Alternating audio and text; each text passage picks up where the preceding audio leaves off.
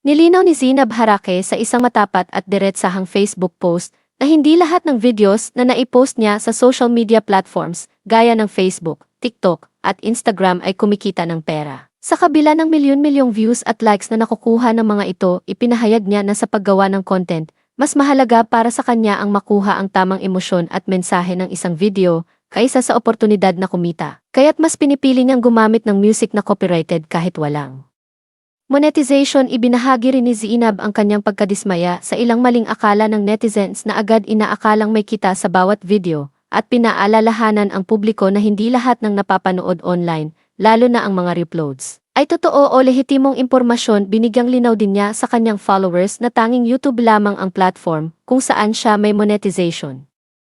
At hindi siya kumikita mula sa Facebook, TikTok, at Instagram bilang bahagi ng kanyang layunin na maging transparent sa kanyang audience.